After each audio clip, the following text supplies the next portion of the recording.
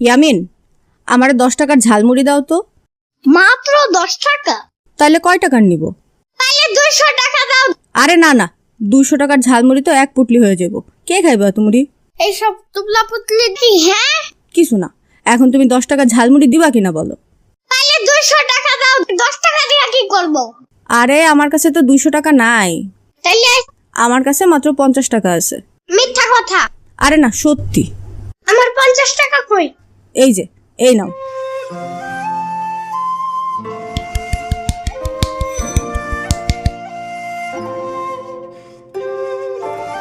এই নাও, এটা তোমার জন্য।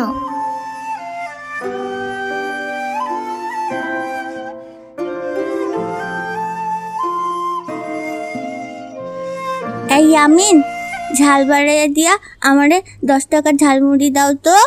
মাত্র 10 টাকা? আমার কাছে তো আর টাকা নাই। তাহলে এটা বলতে পারো না?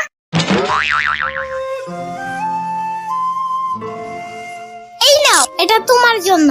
ধন্যবাদ ইয়ামিন, আমি তোমার লেগা মিষ্টি আলু নিয়ে আমুনে। মিষ্টি আলু খাই না, তুমি চাইলে একটা ভ্যানিলা কেক আনতে পারো। আচ্ছা ঠিক আছে।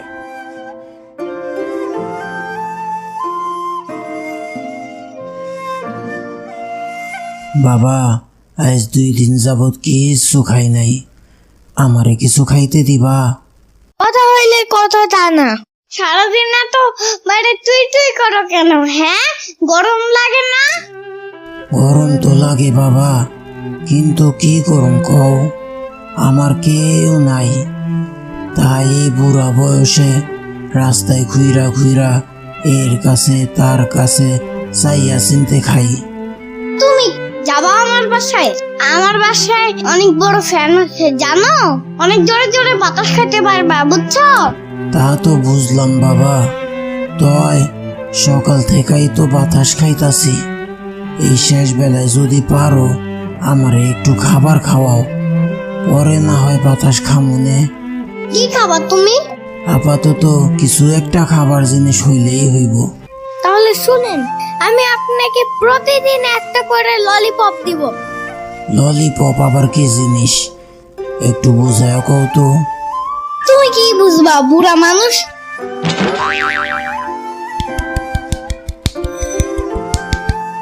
এই নাও, এটা তোমার জন্য। বাইসা থাকো বাবা, বাইসা থাকো, দোয়া করি তুমি জীবনে অনেক বড় হও, অনেক উন্নতি করো। উফ, এত কথা বলতেছো কেন? এখন চুপচাপ খাও।